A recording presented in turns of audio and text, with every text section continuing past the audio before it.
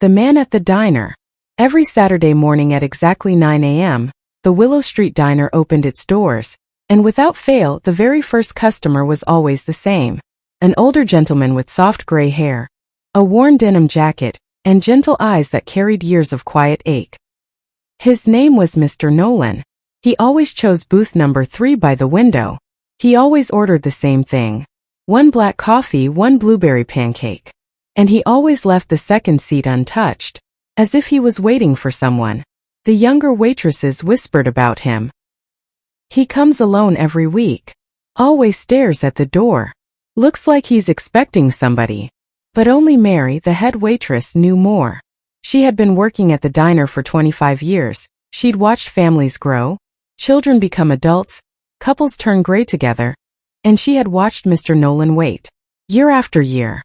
Saturday after Saturday. One morning Mary finally asked gently, "Mr. Nolan, are you expecting someone?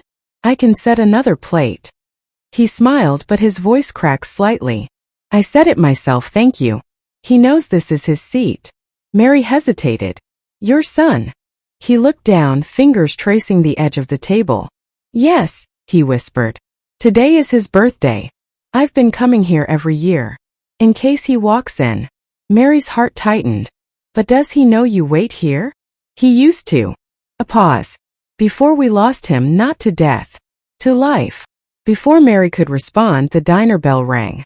A customer walked in, tall, young, familiar. Mr. Nolan's face lit up for a second, then fell. It wasn't him. The untouched seat remained empty, just like it had for the last 7 birthdays. That afternoon, after the breakfast rush faded and the diner grew quieter, Mary noticed Mr. Nolan staring at the empty seat again, this time with a deeper sadness than usual. She sat across from him, gently placing a fresh pot of coffee on the table. "Tell me about him," she said softly. Mr. Nolan took a deep breath. "My boy Daniel was my whole world. Every Saturday, I'd bring him here for pancakes. We talked about everything: school, dreams, mistakes. Girls' life made sense in this booth." His eyes glistened. "But when he turned 19, we argued. I wanted him to stay home, finish college. He wanted to move, chase music, be free. It got heated. Words were said. He left. And he never came back." Mary swallowed hard. "Have you tried reaching him?" "Every year on his birthday," he said. "But the number changed. The email bounced. His friends didn't know where he'd gone." He looked at the untouched pancake in front of him. "So I come here instead.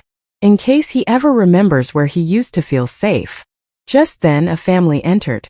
A father and his little girl sliding into a nearby booth. They laughed over spilled syrup, shared stories, argued playfully over who got the bigger pancake. Mr. Nolan watched them with a soft, aching smile. "That used to be us," he whispered. Mary put her hand on his. "Don't give up. Some people find their way back home slower than others." But that day, for the first time, Mr. Nolan didn't finish his coffee. He looked tired, defeated. As he walked out, he paused at the door and looked back at booth number 3. Like he was memorizing it. Like he feared he might not have many more birthdays left to wait. The next Saturday, the diner was buzzing. Full of weekend families, the smell of fresh waffles and the clatter of plates.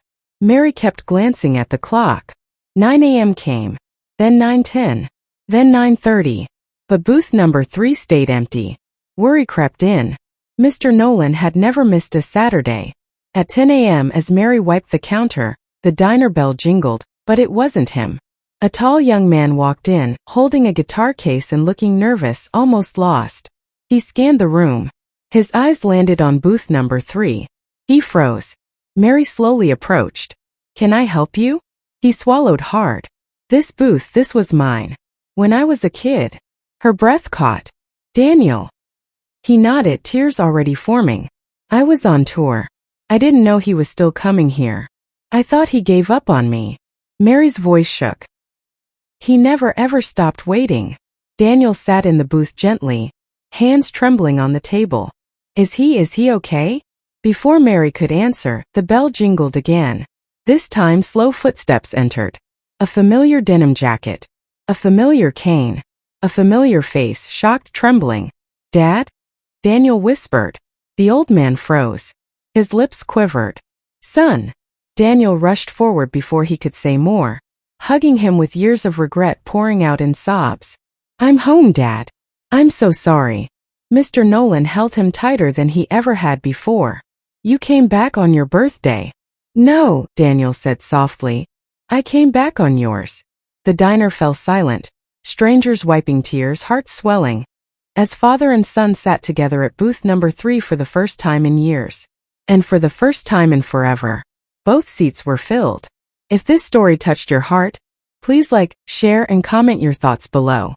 Your support helps keep these emotional stories alive. Don't forget to subscribe to Voice of Leah Love Letter for more heart-touching stories every week. Hit the bell icon so you never miss a new episode. Your next favorite story is just one click away.